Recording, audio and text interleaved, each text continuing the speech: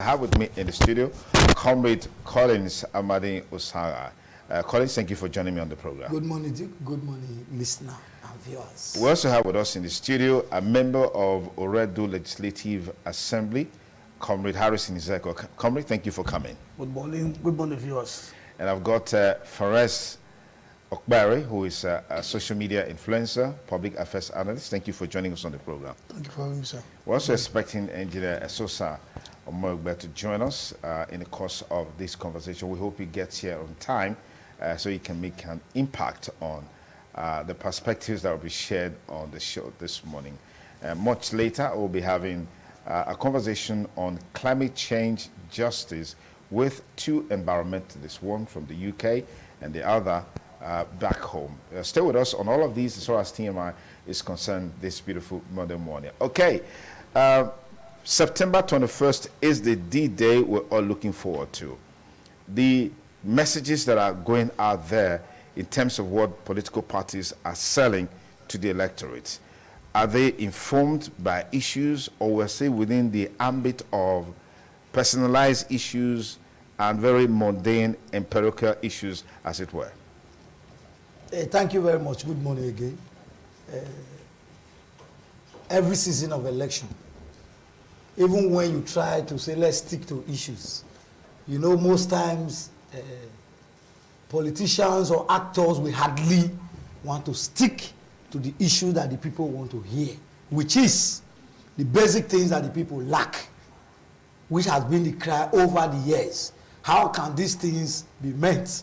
And even when you say that, how then can we be sure that you will fulfill them when you make these promises? But you see candidates jumping that issues or campaign and leaving those issues and start talking about either a certificate or you cannot speak well or you didn't go to school and all of that.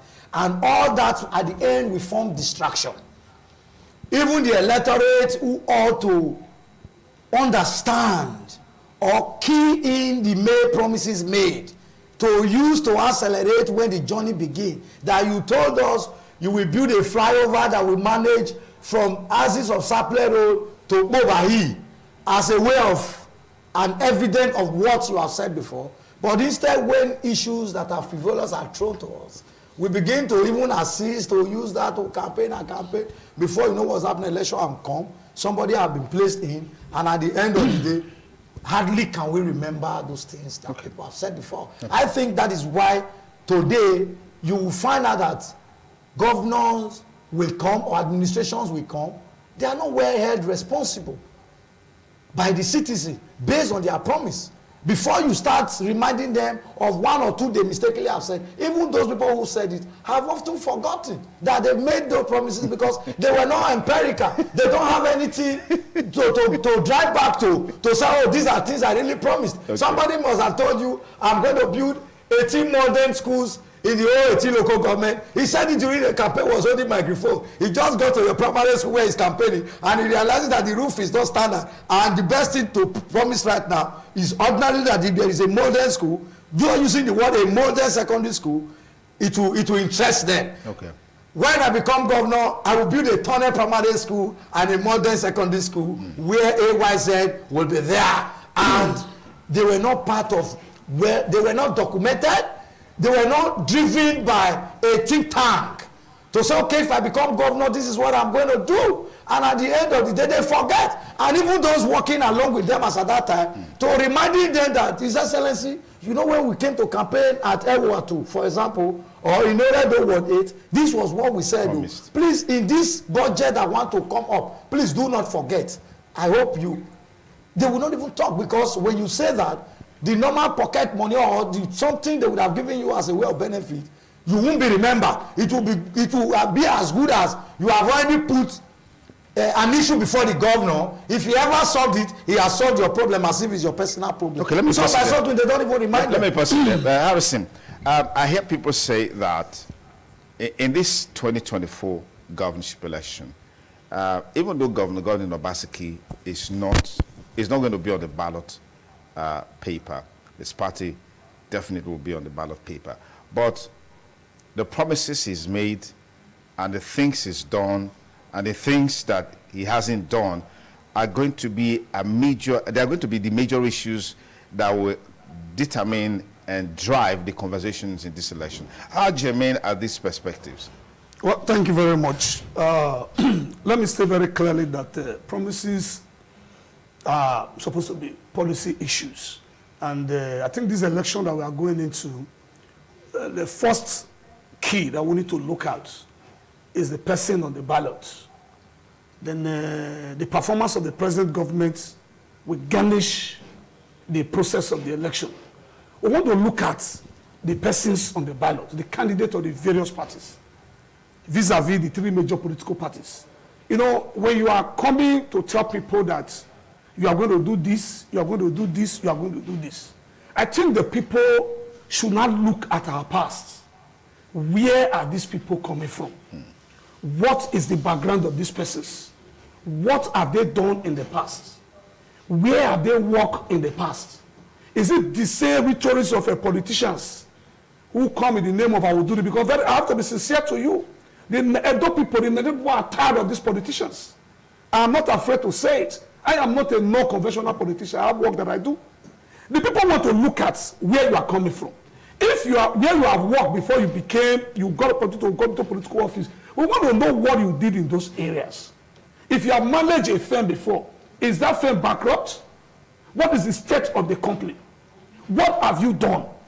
So, on the basis of that, the people will not know those who are prepared, those who can actually lead from where the current government have gotten to. What will form the basis of this election? It is the competence of the various candidates. What they have done in the past. Because you can only judge people from what they have done before. If you have been a senator before, the people want to know what you were doing before you became a senator. Where you work, the company you manage. You understand? So if you are coming to say, I will do X, Y, Z, people want to know where you are coming from. What have you done in the past?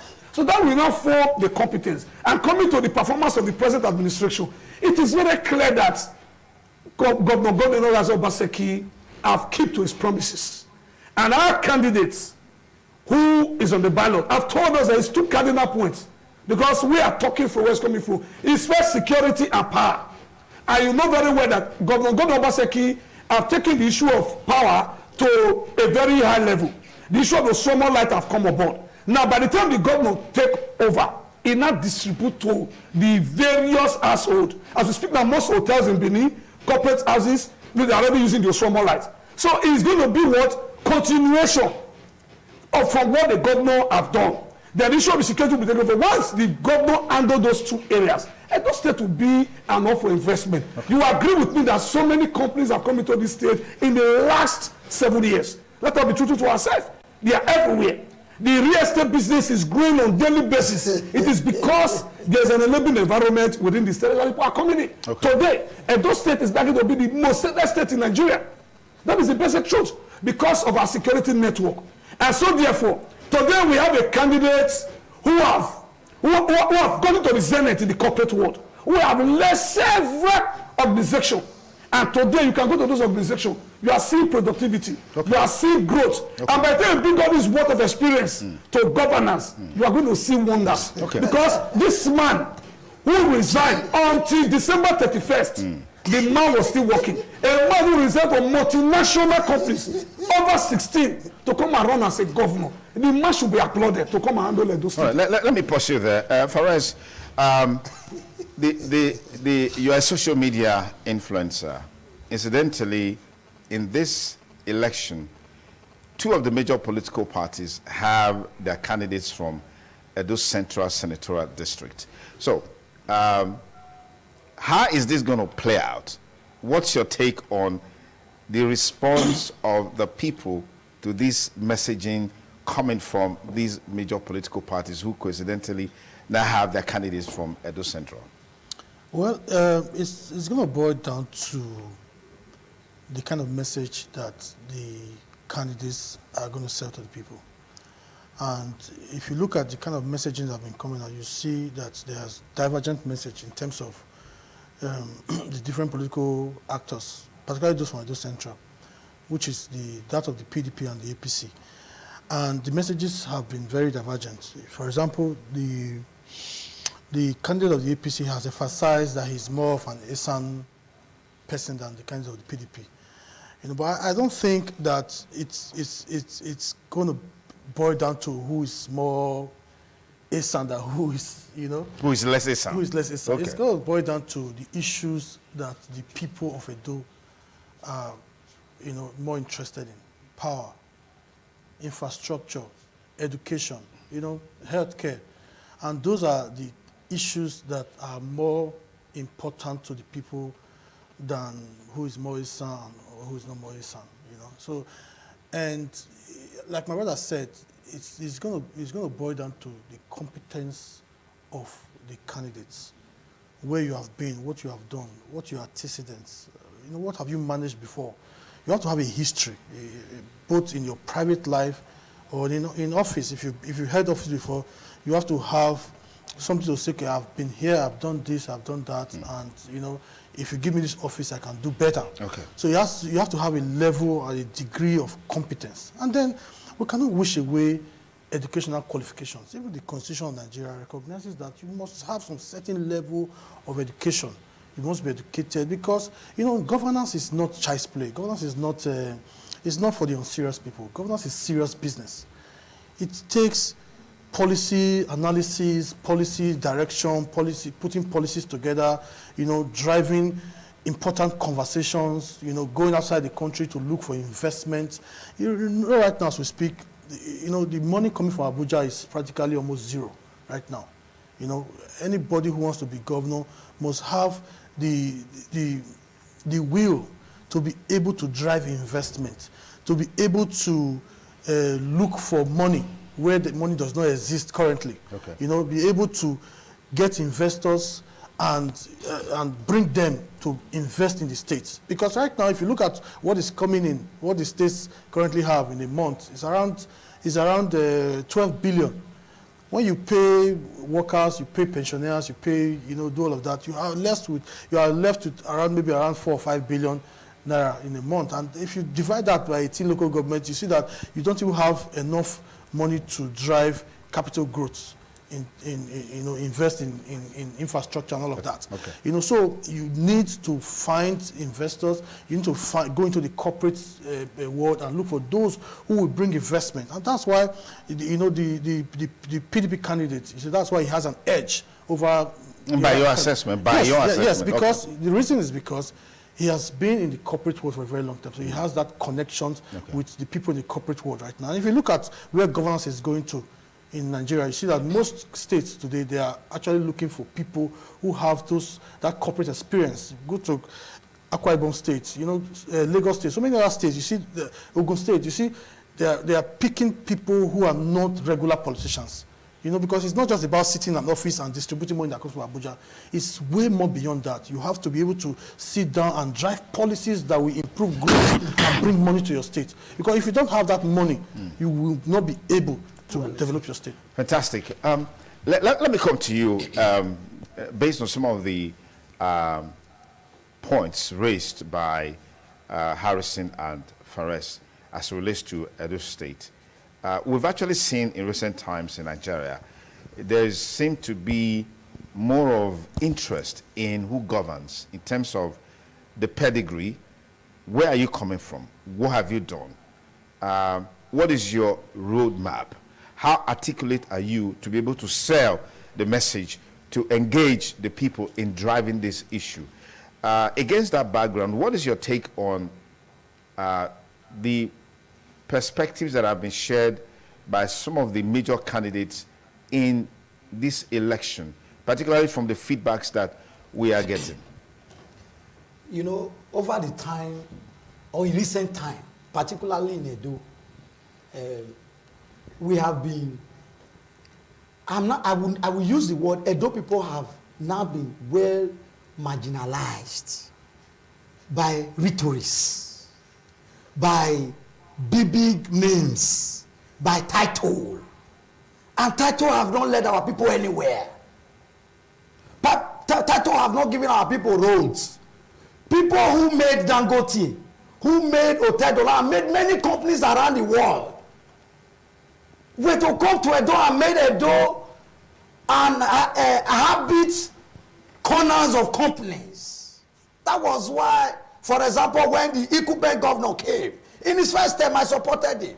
I was everywhere, for example, to tell people that this governor that is coming had made many companies, because I was told, I did not see anyone. And I was actually spreading false information that he was going to come and build many companies in Edo. But today, there is nothing. The people are lamenting. The people are languishing. The people are in crisis. No security, no infrastructure. You tie road today, 3 days after you wiped away, there is no history. Can Edo State government, under the leadership of Honorable, I want to add Honorable His Excellency Governor Baseki, give us a list from his first term till now that they have constructed that are still there? No. Is it on education? Is it to just share tabs, all those China tabs to teachers without battery, and at the end of the day they can't even charge it? They are all crying.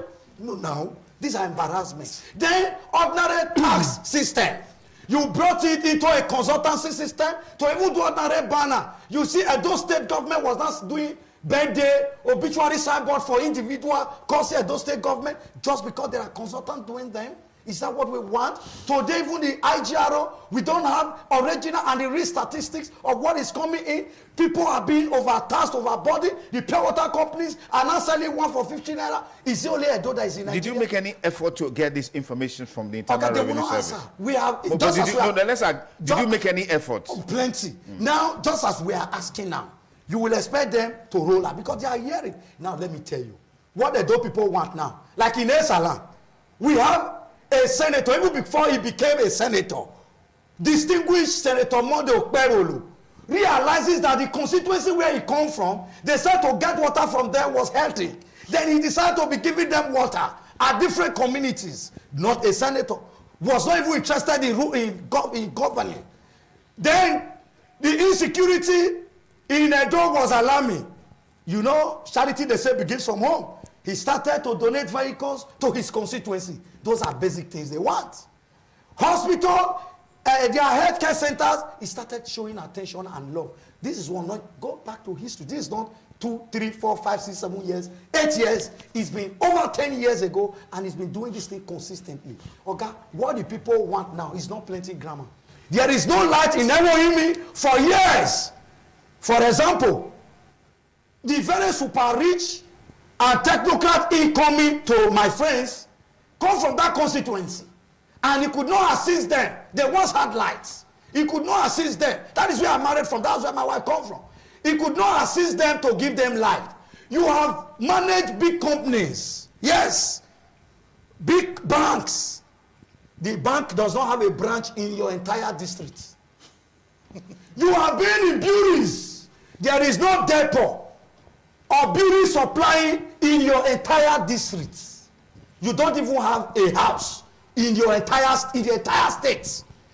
How are you for the people? Government is for the people, by the people, and for the people. In all these 3 acronyms, the people are number 1 in it. Okay. So when the people are not around you, there is no grammar. Other certificates can be forged. People forge certificate. We are not interested about certificate. We shouldn't take certificate serious. Okay, certificate is good and fine, but it shouldn't be a priority. All right, certificates don't what the people are looking for. Let me pause you what there. they are looking for is that who can give them let me pause you there. Harris, you want to respond to some of these issues? Well, it's unfortunate that we find ourselves in this situation. Which situation now? The situation where my brother is trying to justify to paint black to become white. It talks about the governor have not done any road. Let me just give you a few. No, I didn't say he hasn't done road. I want to remind you, from Iriri to bypass in Saplero is 28 kilometers. You drive through it, it link another community. Okabero. We have that we have the document. I didn't stop you. I didn't want him to go. Hold on, please. Hold on. We'll have a meaningful conversation when we respect our boundaries. You had your time. No, Wallace. I don't want to talk about. The only person who interjected was me. because I wanted us to manage the time that we have left. I'm sorry. So please, if you come in again, It will happen again. I will give you a red card. He's my good friend. I don't want to give him a few because when he come to equity, must come with clearance. Absolutely. Like I told you, even your bus at Road to bypass was controlled by Godwin Honorable Baseki. Okabe Road to Oka Market from Saple Road was controlled by this government with gutters. PZ Road was controlled by this government. Lucky Way, St. Saviour Road, as we speak now, we are linking St. Saviour to Adiama. The work is ongoing. It didn't do road. I want to go back to Texame Road. You know the history of that road. To Wadi Road was done by this government. I've got to Kena Road. Kena Road, people left their houses. Go to Kena Street today. Go to Eyoba Road. I'm just counting a few. Then you go to Akenzwa area, Stadium Road area. All the roads in that place have been constructed. Go to Obazagbo, Ugbo, and Amagbada was Morocco and Spain when Oshomola was in government. Oshomola worked, but they told us that all the road in GRA will not tell they should go and buy Jeep. I can challenge you today. Mention one road, you know, GRA that have not been tapped by this government. Let me just rest. Can I mention three? Let me just rest. I have my floor, please. Before your government left, College of Agriculture in Goriahi was just rebuilding. Have you been there? Go to State School of Nursing, where the courses were not accredited. Have you been there? Go to State School of Earth. You said the man did not work. Why are we confusing ourselves? Did you not judge through Iyawe we were coming? Did you see the Ministry of Education that was set on fire during your former masters of this? Have you been there? Are you saying that government set that? I didn't say the government. So what are you saying? Fire got into the place, Okay. and the government abandoned. Because you said that was set on fire, so I was wondering There's no if you're problem, sir. insinuating Have that you been the government to set. farmhouse? The government did not do anything. Let me leave you at that, because I don't want us to that issue. Okay. Now, let me go to the real issue. The real issue is here. We have said it, never again in this state that will allow a conventional politician to come and be a governor in Edo State. Oshomola was not a conventional politician, he was a civil servant. Obaseki came in from private sector. He has told us that it is possible to run governance. And today, our party have given us a candidate that even the blind can see the capacity and the strength of that candidate. He is going to come out with his experience to come and change governance. We are not this issue of it's not the Berisha, is this, is that what we're talking about. It takes education to analyze policy. You want to discuss with investors. You want to come and create ball. That is not at this level. We are not people who were not prepared.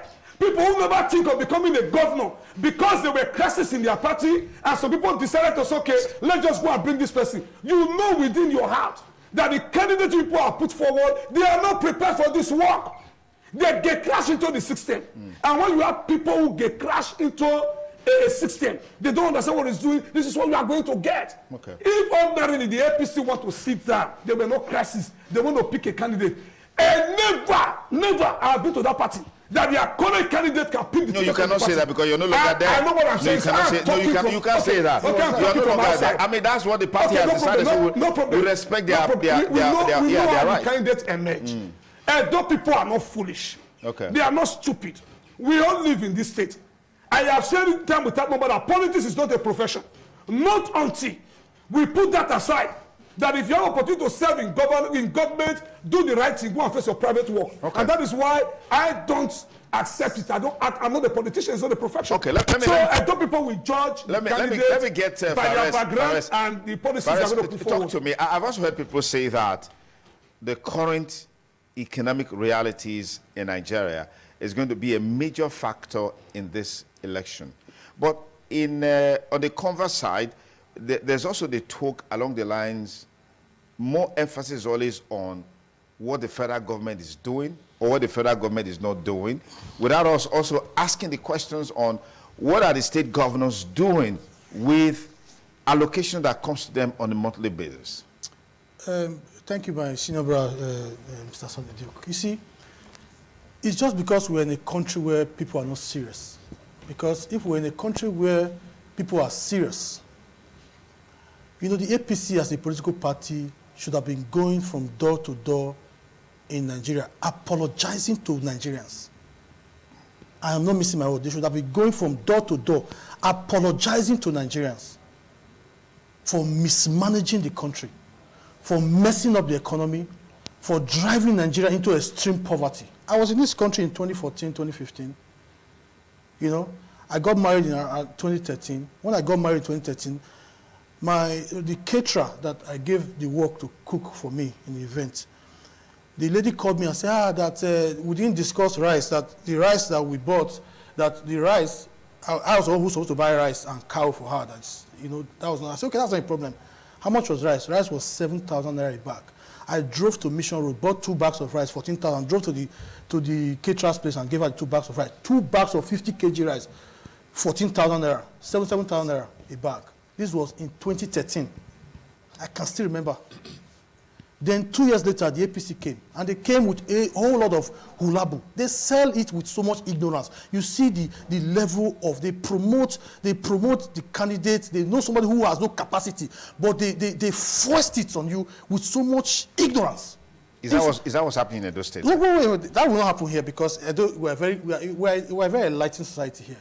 You know, so you see in 2015, we were trying to tell the people, oh, look at what Jonathan is doing, look at the Buhari, and you look at, they were arguing, they were this and that, and what happened? Now let me go there if you give me 1 minute. What happened? Nigeria became the poverty capital of the world when the APC came into government. Nigerians, a bag of rice today is around 80,000 naira.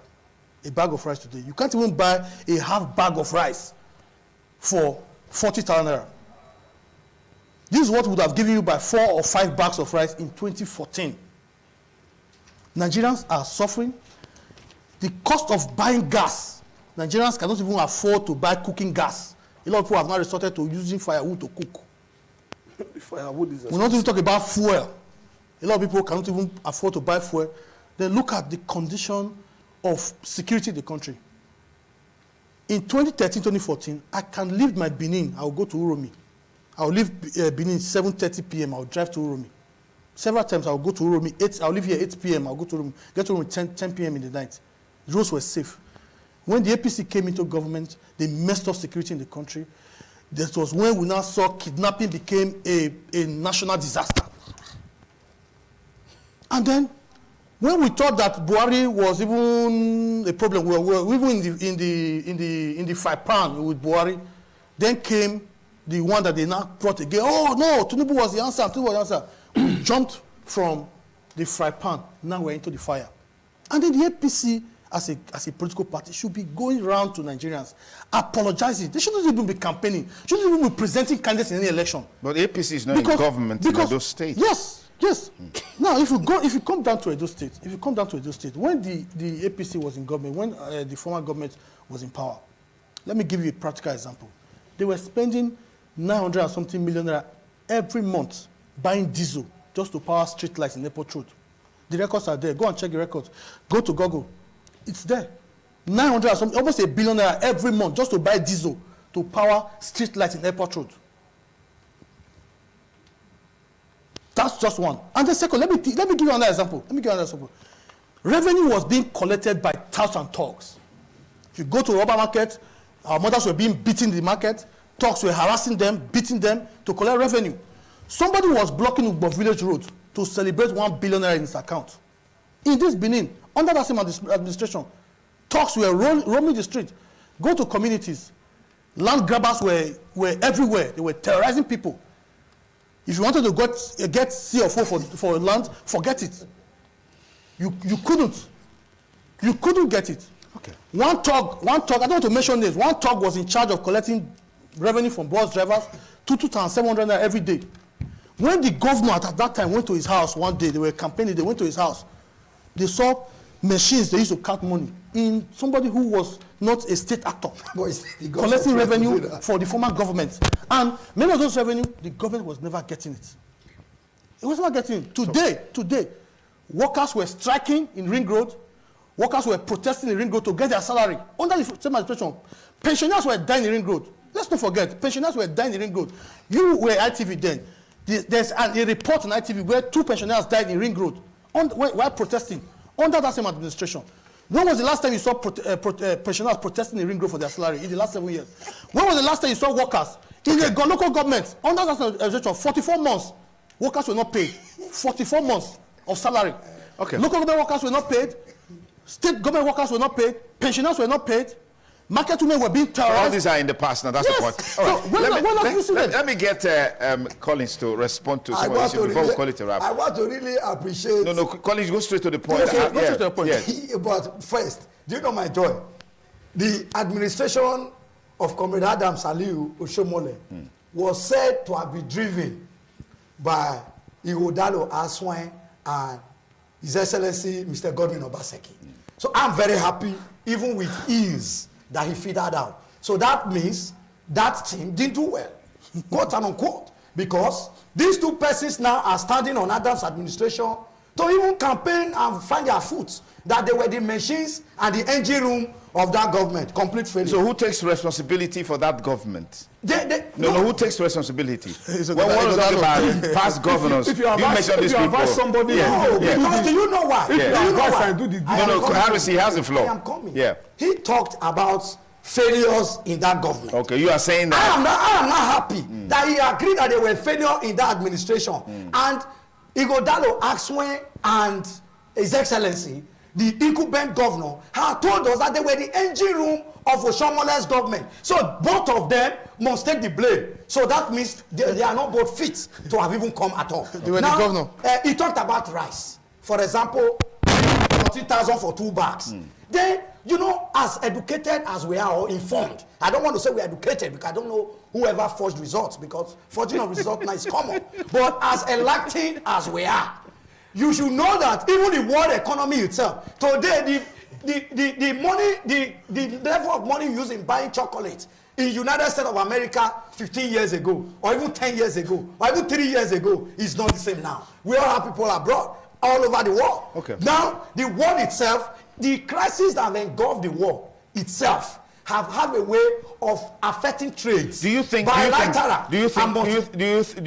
that all of these, I mean, the current challenges in the economy will have any role to play in this election? Now, if I had wanted to become a council chairman, yes, I told my people the things I will offer them. I did not tell them I am going to leverage on the failure of the state governor as an excuse.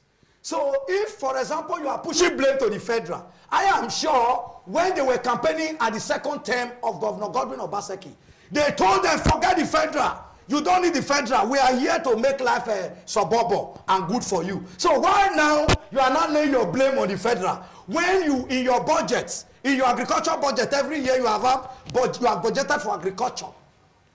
Farm settlements across the 3 senatorial districts. Up to today, you assess those money and you did not create any farm settlement or create any job through agriculture for the people. You talked about improving their health in the budget. Ministry of Health, they were budget to rebuild and build hospitals, health centers across the 18 local government. In short, they say in every street. Okay. Now there is none. In the education sector, I'm happy you talked about the Ministry of Education. Yes, I drove past that. I was pleased because I was seeing a refined and a well-structured environment where that ministry will run. Okay. It's good and fine, but those are even supposed to be local government projects. You can't be equating those projects. All right, Harris, you can't be equating those projects to state projects. Let me proceed. The government is supposed to be talking of flyovers, nature roads, and good things. Let me proceed there, because you know our conversation on Edo 2024 can't be exhausted today. So we'll be having another round of this conversation. But let me thank you guys for coming. Harrison, thank you. Forrest, thank you. Collins, thank you.